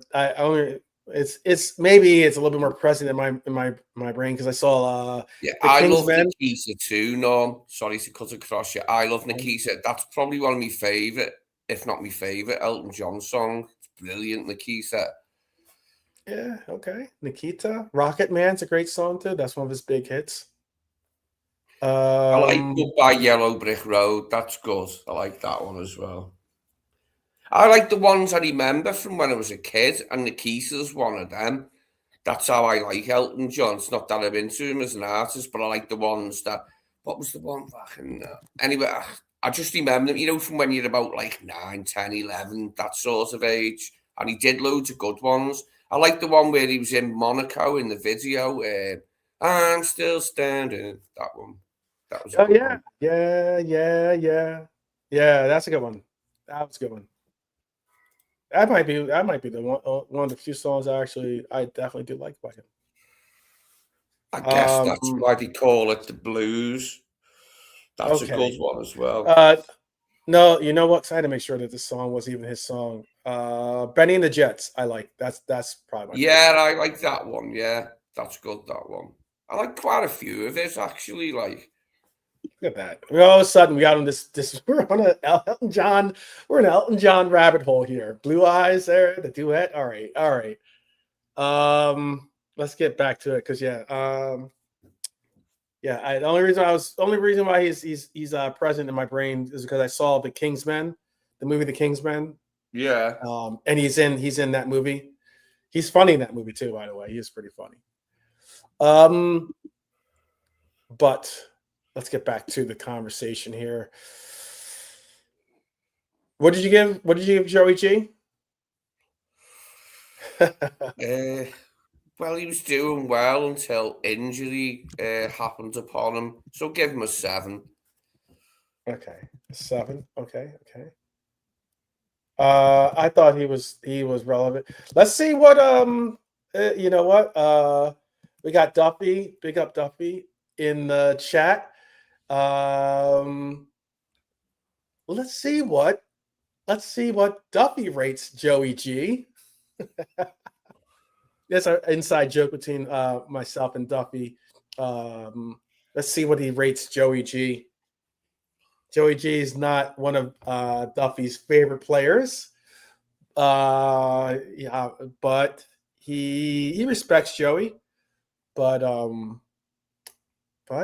let's see what he says. I'll look forward to hearing what you rate Joey G in yesterday in his limited time on the pitch.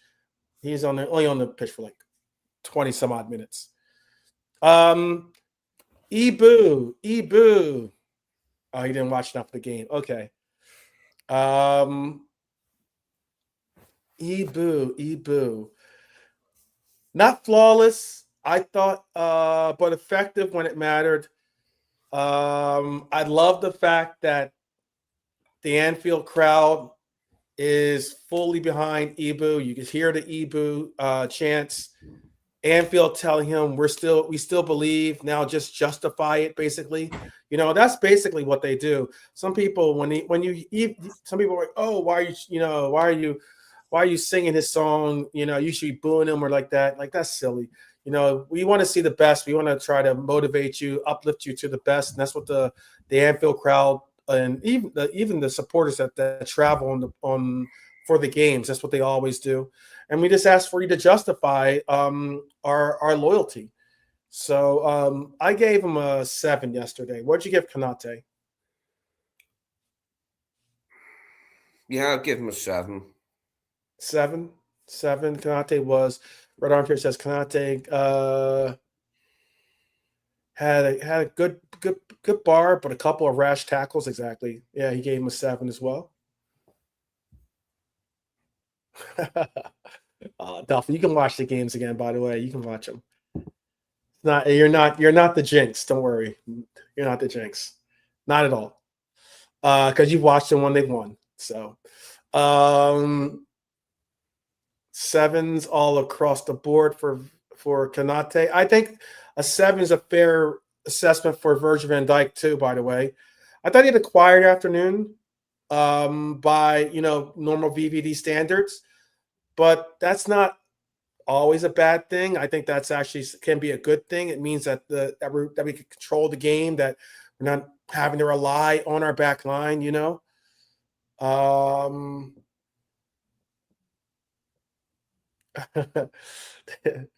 Reactions to Ibu's mad tackles was ooh la la. That's probably how they said it. Ooh la la. Not in a good way. Red Armchair supporter telling how he watched a French stream with the reactions to the game. What would you have rated VVD? 8. 8. Okay.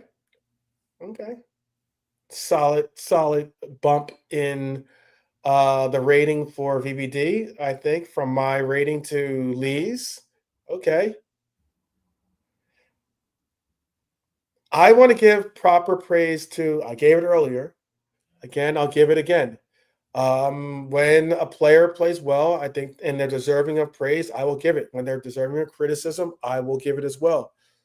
And that is for Kirkez. Kirkez was the early candidate for Scapegoat FC, but he has certainly taken that jacket off and maybe hung it in the closet because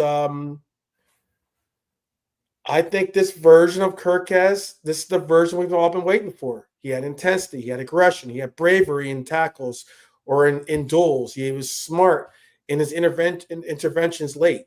He ran like he had something to prove, not he just running just because he was like trying to do his Forrest Gump impression.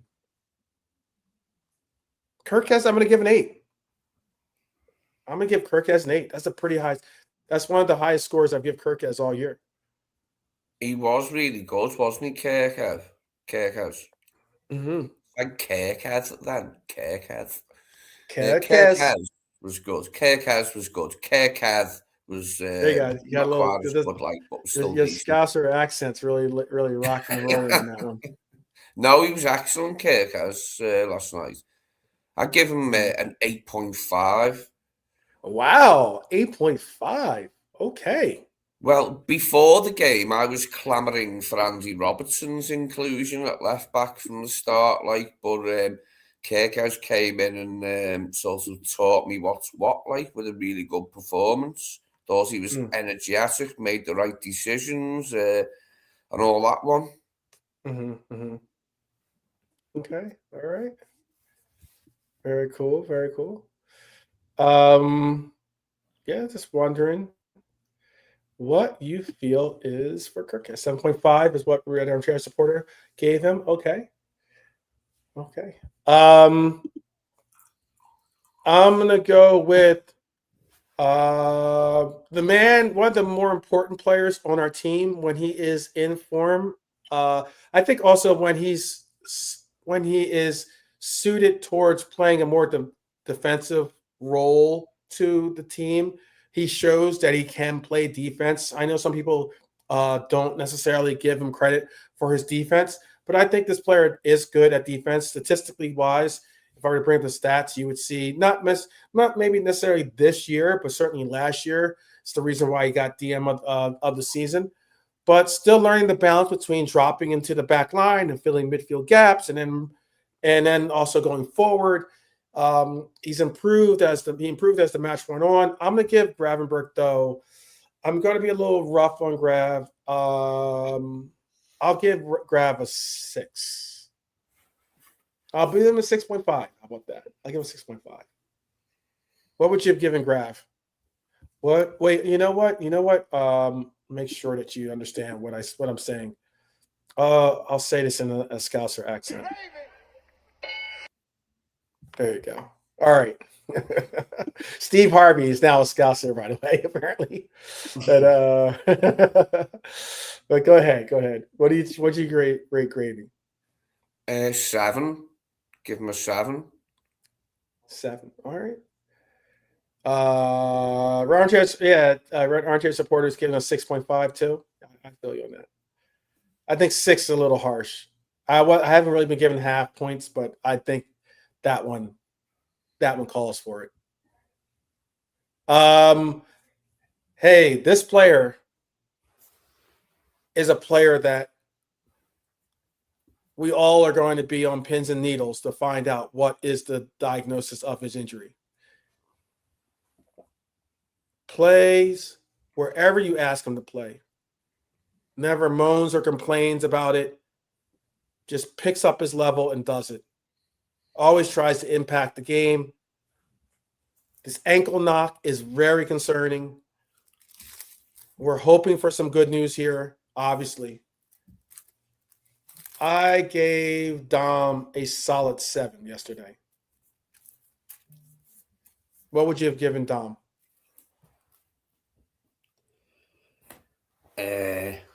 I'll give Dom an 8. Okay. Okay. I like giving him an 8. Okay. All right. There's 2 players that could be named man of the match, I think, yesterday. 7.5 for Red Archer supporter. Okay. And if you want to play along, no, okay, Norm game of 7. Okay. Yeah, if you want to play along with the ratings, definitely put them into the chat. I will, include your ratings in our ratings so that people know and recognize. Again, this is a channel that we do our best, especially for the OGs. So if you're out there, try to become part of the OG casting here before we get to bigger and more illustrious numbers in our viewership and subscribership. But for now, and always, we're going to represent and recognize our OGs in the chat.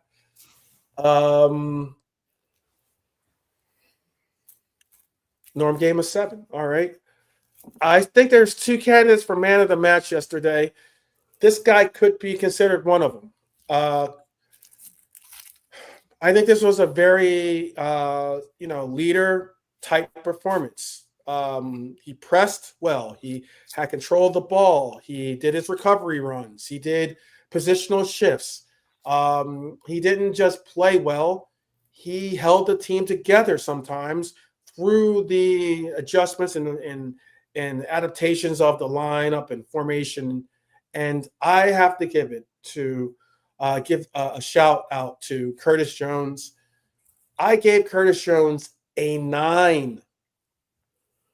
9 out of 10. I gave him an A rating yesterday because I think Curtis Jones was absolutely influential and essential to our team. It's again why sometimes I hear some of these quote unquote content creators or pundits out there bemoaning Curtis Jones and how he's only on the team because he's a Scouser. He's not good enough or for Liverpool levels or he's not this, he's not that. No, he is a Liverpool Red true and true. And I think Curtis Jones absolutely showed yesterday why he was very essential to what we needed on the team. And that is someone that's accurate with his passing, consistent with his pressing, will get involved if necessary in the offense by, trying to pop off a shot. Was certainly one of the most – he had 98 touches yesterday for those that are wondering what kind of involvement he had in this team. 98 touches for Curtis Jones yesterday. He was 8 out of 12 for his ground duels. Let me repeat that. 8 out of 12 for his ground duels. 3 recoveries. He had a blocked shot. He had 2 clearances. He had 1 interception. That's a guy putting in work. 1 out of 2 tackles. That's a guy putting in work. He's only dribbled past 1 time yesterday. 1 time did he allow for a player to dribble past him. This guy put in work. Norm gave him a 7.5. Red Armchair supporter gave him an 8. Dustin says he got cooked for saying he thinks Jones can be a modern Gerrard back in the day. I think he has the real, he has the attitude. He has the demeanor, the mentality of a Steven Gerrard. He knows. So that's why I alluded to earlier him having. And I'll hear what Lee's take is on this, and also get his rating. But I think the thing about Jones is there was that. I don't know if you remember this or not, Lee, but there was an interview that Curtis Jones had. He did it at one of those It was like that small round table that they have. I think it was Mobley was the guy who was in the interview with them, but they have like they have a presenter or like a host, and then they have like a Liverpool legend, a former player and active Liverpool legend, and then they'll have a player. They've done like segments with Joe Gomez. I've seen segments with James Milner. I've seen obviously the segment I'm talking about is with Curtis Jones. And in that in that segment, Jones spoke on the time he had in the youth academy days where Stevie G was his coach, and he remembered a conversation of there was a interaction. I'm gonna paraphrase, but there was an interaction in the game.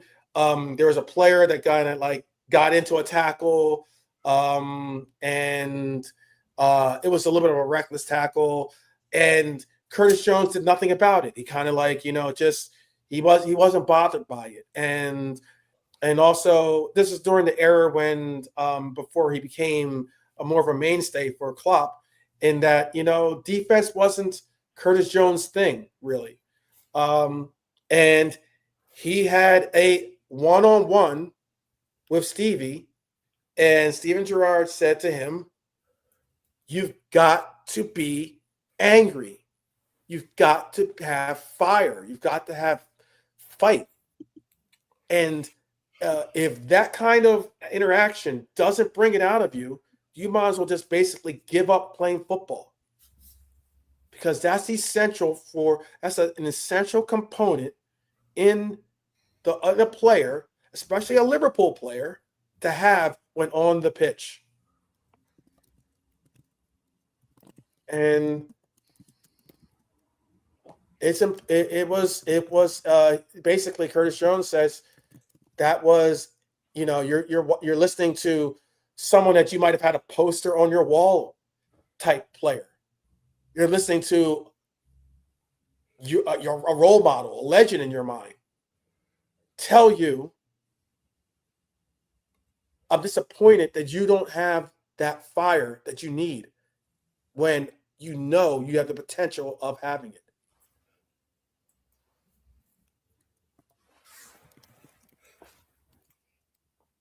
And that's something. It was is immense. I'll try to do the exact quote here. He said Steven Gerrard told Curtis Jones that his immense talents wasn't enough.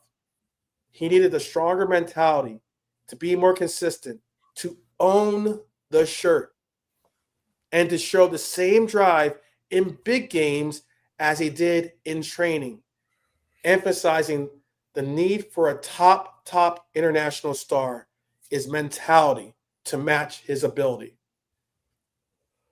Stevie pushed Jones to move beyond potential and consistently deliver, highlighting the talent alone wouldn't suffice at the first level.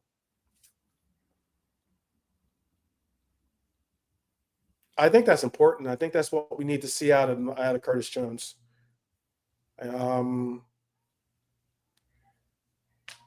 Norma says it's never been about his abilities, Jones. It is his time and place on the pitch to do something. Armchair Sports saying Milner needs to come back and coach sometime. He's only 8 games away, people. He got an appearance in the match, so bravo to him. I want to make sure I mention that. Bravo. He is 8 games away from breaking the record of Premier League appearances. That's phenomenal. I would have loved to have seen him do it in a Liverpool kit, but I give him all the world of props for on the verge. I think he will do it, and on the verge of doing it for Brighton. Lee, do you want to say something on my comments about Curtis Jones and what Steven Gerrard had to say to him? No, they were good comments. I hope it spares Curtis on. Really hope it does. He did have that extra bit mentally as well, Gerrard, as well as all the talent that he had. It was his mentality that brought him through a lot of the time. He just wouldn't accept defeat, which we saw like in the West Ham Cup final and all the games where he just dragged us to the result. But it'd be great if Curtis gets some what's the word? If Gravitas. Curtis enjoys them comments anyway, like he can use them for his own career. Mm-hmm. Also, let me make sure I say this. The exact comment that I'm referring to was Curtis Jones didn't react to a tackle. Steven Gerrard was a coach back then. He confronted him by saying something like, "What did you do about it?" I'm telling you, you did nothing. That's exactly what he got in his face and said. What did you do about it when he didn't react to a bad tackle? And he's like, you did nothing. Jones revealed how this harsh but pivotal moment for him to grow up and give his all for the club was important in his career. He says he realized at that moment his lack of fight compared to Gerrard's legendary commitment was essential for him to be a staple in the first team. So big up Curtis. Big up my guy Curtis Jones. Cujo, as I like to call him, because I think he is definitely a dog when it comes to he's a dog when it comes to the pitch. He has a bite and a bark. He's the Scouser in our team. There you go. There you go. All right. This player I know is going to get probably some low marks because he's still trying to find his form. Comfortable, I thought yesterday. Classy, was an absolute duel monster, by the way. Was really getting involved in his duels, whether in aerial duels or even in ground duels. He had over his aerial and ground duels combined. He had 8 altogether. Won 4 of them altogether. But McAllister has been better in recent weeks.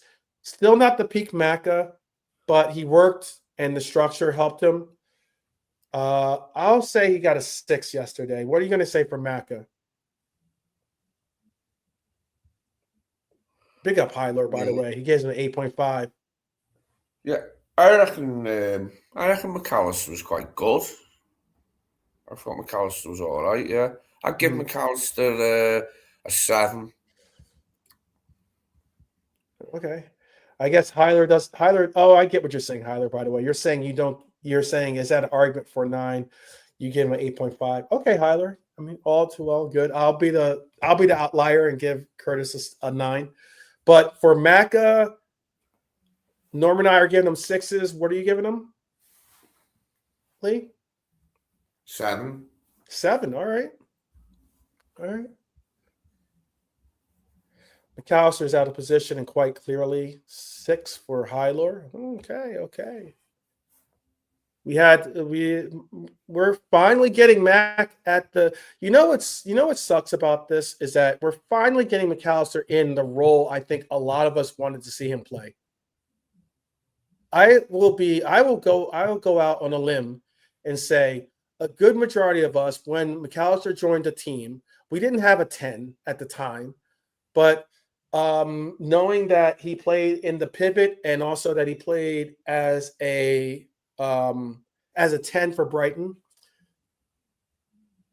we all thought that we were going to get a 10 when we were going to get him involved. He ended up being an advanced 8, which is very, very close to a 10, not completely, obviously, in the sense of position on the pitch, some of the responsibilities, but it's still an advanced role, still an offensive-minded role for the player, and we're getting to see him as a 10.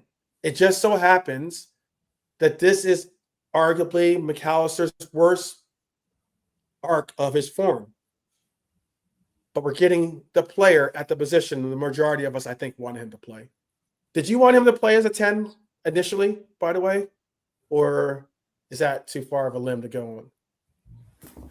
No, I liked what he did in the town at Brighton. We've just never seen him there, like, have we? He's always been needed in other positions, but it's a position he can play, and he is good right on the edge of the box, like, 1, 2 shots, whatever. He's good in that position. Just that he's got a lot of competition there, hasn't he? Mhm.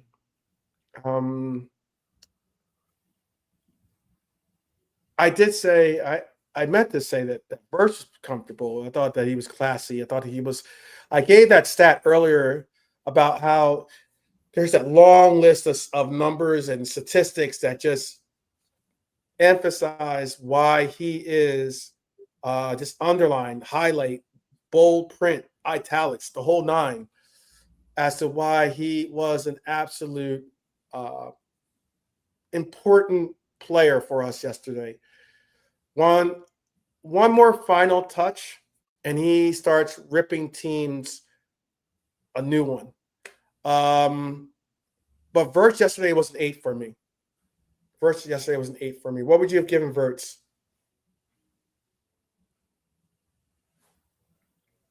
I would say an 8, yeah. I'll give him an 8. Okay. All right, an 8. I think that Verts is going. I think Verts. This is the school of hard knocks for Hurts. That's my quarterback for my American football team. Sorry about that. For Verts. Okay. And I think it's going to be once he gets through it, then we will see a grizzled and we'll see like a Drago version of him maybe or something like that. Verts has put on 5.5 pounds of muscle. That's what Heiler is saying. A sound professional, 8, of course. Okay.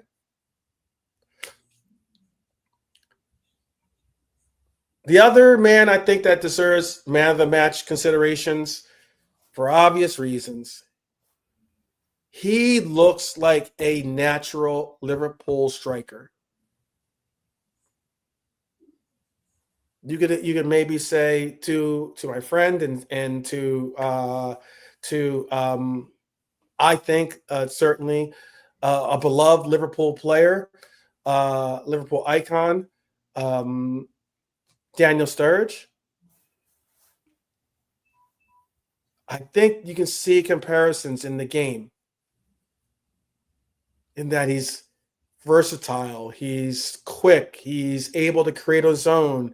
He can produce a shot from outside the box or inside the box. He's quick to pounce on opportunities. 2 goals again. It's his second brace. Pressing, something we love to see from the player. Set piece value. Man, that header was a fantastic header. What a huge header that was. Great movement. He's become inevitable as a player you expect to see. It's the reason why I think you can't, if you're going to say Isak is our quote unquote number 1 striker because of the price tag, because of the other connections to it, you have to say that Isak is the partner to Ekitike, because right now Ekitike is in the best form that we have as a striker. I gave Ekitike a 9, plain and simple. Hugo got a 9. Hugo Boss got a 9. We got 2 bosses on our team. We got Dominic Szoboszlai, and we got Ekitike Hugo Boss as well. What do you give an Ekitike? I'm going to give him a 9 because of the 2 goals. Okay. All right, quickly. We'll just go 1 for 1, and I'll just allow for you can give your rating, and that'll be the official channel rating, and then we'll just switch off like that. Since there's 4 subs that were used, I'll go in reverse order. Federico Chiesa, 83 minutes. Do you want to rate him? It was a good sub performance though. That It chance was. he created for Mo, yeah. So I'll give Yeah. him a, it was 6. Okay. Isak, look, we want to see bigger and better things out of Isak. I want to see consistency out of his availability and and I think his form will start to just that shape into form. But he's got to get his legs. He's got to get his stamina or his endurance. He's got to get he's got to get his his confidence back too as well a little bit. Um, and things will happen. If he's gonna give him a 6, he has off a bench a 6. I'll give Isak a 6 off the bench. And if we're gonna rate that, then what would so Flo got subbed out in the 70th minute.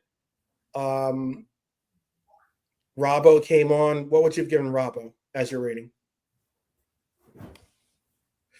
Oh, I hear him in the background doing other things. I would have given Robbo I would have given Robbo a 7, to be honest with you. He was close. He was solid off the bench. No mistakes really. It's good cover. And then finally, Mohamed Salah.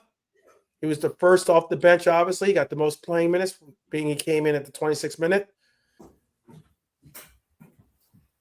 Got the assist, by the way. Got an assist. Played well. Didn't look like he moped around the pitch. Probably should have gotten a goal from that opportunity that he had. He had a big chance missed. He was offside once. He's got a shot blocked. He had a shot on target. 3 shots in total, 45 touches in his limited amount of time, or his 3/4 of a game. I'll give him a 7, yeah. It showed potential, that sub appearance. Yeah, And hopefully we'll 7 get is solid. those. Yeah, hopefully we'll get this when he comes back from AFCON. Yeah, yeah. I But think he will score then. He will actually score then, so they're missing his chances. yeah, the crowd I think showed the appreciation, and I think the crowd resembled what we know this guy is capable of, and we know despite the form and despite the confidence that he has now, that there has to be a real resurgence in his play. But we believe that we can see that happen, and if it's not the levels of contributions, the stratospheric contribution levels that we had from you before, that's fine and all well and good. Just give us what we need, and that is a solid performance and contribution from you. Now, who was your man of the match? Who was your man of the match, Lee? Gotta Oh, be and then we'll go. Ekitike for the 2 We'll goals. go. We'll go into the. I'll give a slot rating after, but tell me your man of the match. Yeah, gotta be Ekitike for the 2 goals.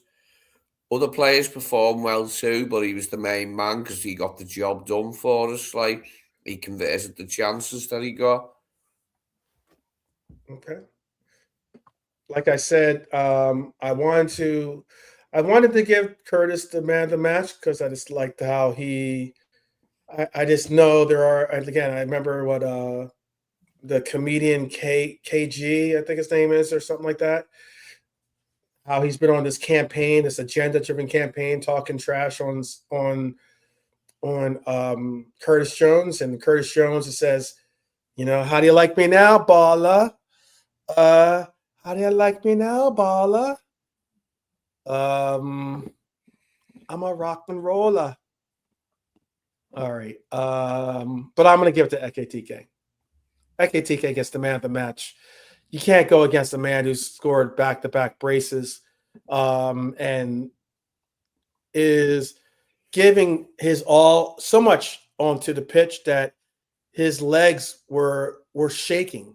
They was the words that were used. Like you could see the exhaustion in his legs. So yeah. Yeah, I get that. He had 6 touches all match. Kyler's pointing out Isak. He also got in at the 78th minute, so he had to work his way into the game. But Ekitike delivers the killer moments lately. Jones has delivered the glue, and great teams aren't built only on stars; they're built on connectors, and I think that that's what we've gotten.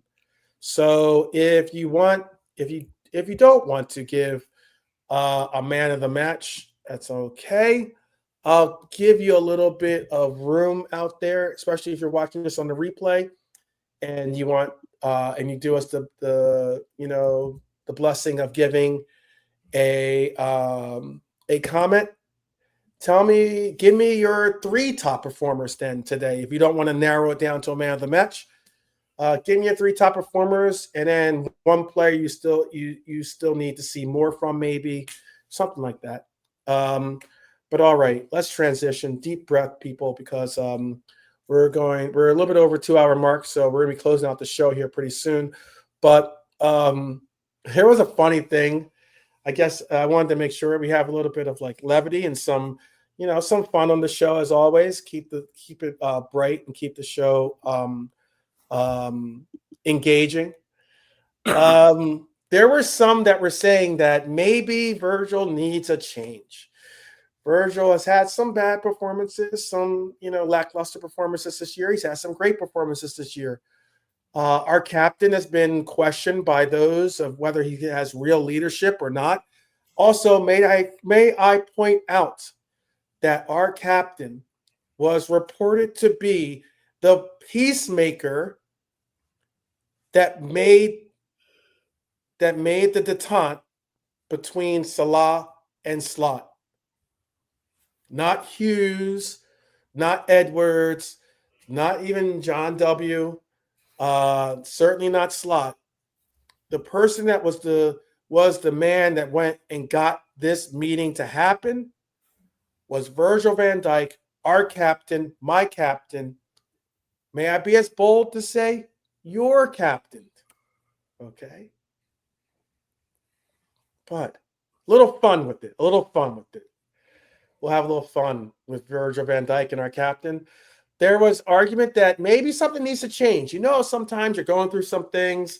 Like I remember Lenny Kravitz, for instance, used to have hair like myself, and then one day he just shaved it all off. Laura Divac, started to grow out the hair, had hair again like myself, and then one day he shaved it all off. He just needed a change, and people have been suggesting it. If it was only as easy as saying, just like Lenny Kravitz would say, "Are you going to go my way?" If you had to suggest and say what would be a natural look, a natural change, we've seen I remember Nunez, for instance, went with a particular hairstyle change, and some were loving it and others weren't loving it. But noticeably said when he made that hair change, he had a little bit of a spike in his performances. I'm gonna say, if you had to say, hey, you're the barber and you get to choose, you're the hairstylist for Virgil, and you had to say, maybe let's get rid of the man bun and do something different, which one of these 4 would you go with? Which one is your Virgil? Which one is the Virgil van Dijk? How in the Terminator when he saw the guy and he shaved it. I think it was Sarah Connor, and she shaved her head because she was all business. You know what I mean? Which one is the die? Which one do you go with here? I like Jay. You're like, yeah. Okay, all right. Red Orange He Kids means business. He means business, isn't he? Yeah. I agree. The close cut, the close shave. Which one? Which one are you going with out there? Just a little fun here as we land the Liver Bird down. Just a little fun. Which one do you like? A, B, C, or D? Which which would be your hairstylist selection you would choose? Have you got See one the for spring. Mo? I'd like to see one for Mo with a few different hair types. Look, I've I'll said look. it before and I'll say it again. If Mo didn't get his hair cut short, he was in danger of looking like an Egyptian Art Garfunkel, wasn't he? Yeah, yeah, You know, yeah, with the yeah, yeah. golden, like, he had that That's Art funny. Garfunkel thing going on, didn't he? Like, Yeah, yeah, yeah. Agreed. Yeah, he was getting a little wild. He was getting a little wild with it. I can see the Art Garfunkel. I can see that. I can see that. Well, I guess I was trying to give you guys some options out there. I think so far only Red Art here. I guess this only inspired one person in the chat to kind of give their opinion. Mo Garfunkel. Here you go. just imagine him singing backing vocals to Bridge Over Troubled Water. Yeah. I think if you went with he'd be singing like Wonderwall or something. Like, like he looks like more like he'd be doing like an Oasis song or something as his background as his thing. I like B. I like B a lot. That's kind of like the if he's hanging out with Dr. Dre and making hip hop records or something. But C gives me Skirtle vibes. You know what I mean? That's the. But I probably would have went with the fourth selection as well. I think fourth is like something different, something straight, something new. So, all right, I tried to get some involvement from the chat. I've got like 20 people in the chat here with us, so figured maybe bring something light and fun to the table. See if I could get whoops, my fault. See if I can get some involvement with the with the audience here. See what you guys are feeling. See what you guys are thinking at least. But I guess it's only me, Red Armchair Supporter, and Lee that are interested in a new do for our captain. All right. Fantastic. Yeah, Captain Fantastic. He is Captain Fantastic to me. But all right, let's get into this. What happens next is basically what we're going to close out the show with. Look, Liverpool's week of internal intrigue finally met the only judge that matters, and that is the pitch. We're now blessed with a week before our next game. It seems like, we were getting those games fast and furious style every 3 days. There was a game, but now we get a week of calma. We didn't just survive yesterday. We looked at times like ourselves again, pressing with purpose, attacking with tempo, defending with grit, playing with something that's been missing, and that is belief, confidence, swagger. That's the attack I'd like to see on the table now. The table isn't where we want it to be. No, not at all. I'm not saying we're going to be contending for the top honor, the top spot, but we're back up to 6th place. We're still chasing to get back in the top 4. We still need to get consistency, like oxygen, to breathe. But here's the gift for all of us. For once, we have something rare, a full week between matches. That recovery time matters. Gomez and that injury, hopefully we can get that taken care of. Dominic Szoboszlai's ankle injury. Hopefully we can find out that maybe a week of rest allows for the player to return to the training pitch. Salah, we wish him the best in AFCON. We also wish him an injury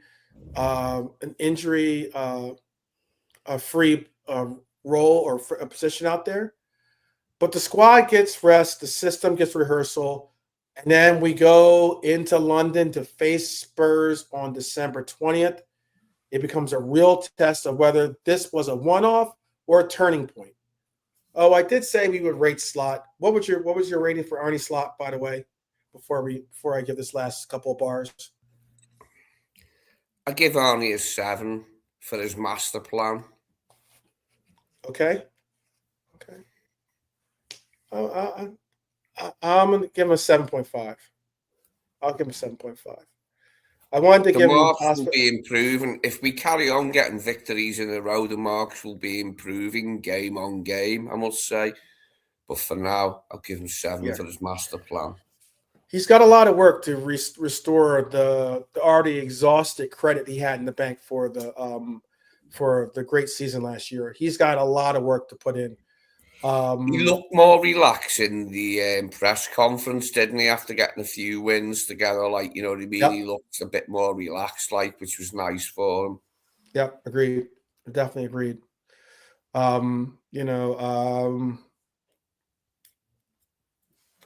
again,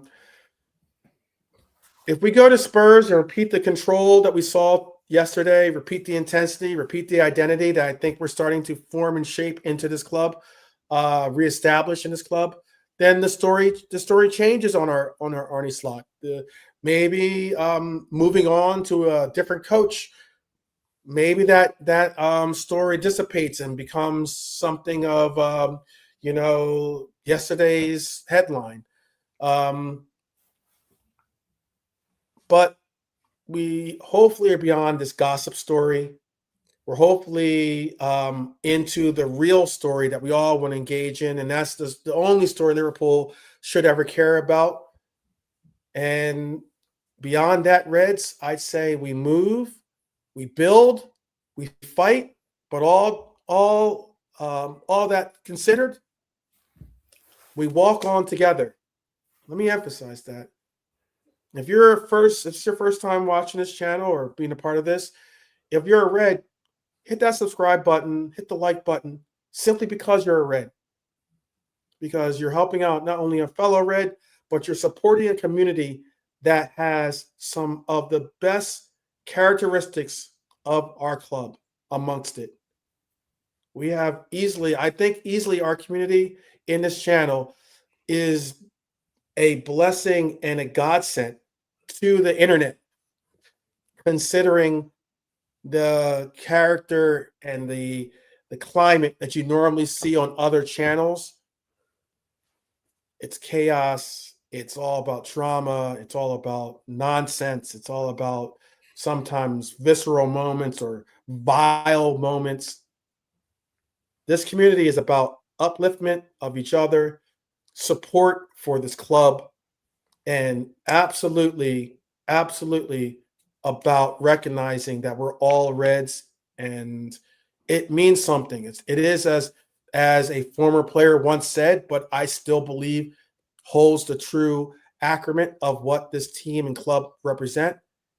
It means something different to us, because that level, that bar that we've held for this club is not an easy level to maintain. But that's what happens when you're royalty.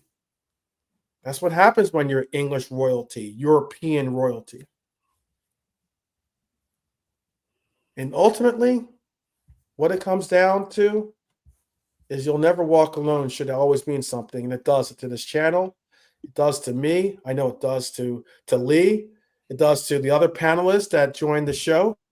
Whether it's Anfield Irishman, whether it's JK, whether it's Nolante, whether it's occasionally KJ when he has the time to join the band. Dara, Red Armchair Supporter, Norm, Highlord, Dustin, Lee Wizkid, all these OGs out there. You yourself, if I didn't say your name, doesn't mean that I don't think you're an OG. It just means that I definitely recognize you guys, because you do consistently show up, you support, you continue to be respectful to each other, you have conversations. We don't have the same opinions on everything. Normally, 8 out of 10 times, we have a different opinion, but we're able to discuss it in a civil discourse. We try not to talk over each other. It's not yelling and screaming. It's about having a civil discourse and having an educated and enlightened one that empower all of us to be better Reds. And I can't thank you enough for being the Reds that we need It's somewhat like you're like the Dark Knight. How about that? I think it's what is I know what now I'm gonna mess up. I don't want to mess up. Maybe do you know that the line, Lee? Hopefully I can get this one right.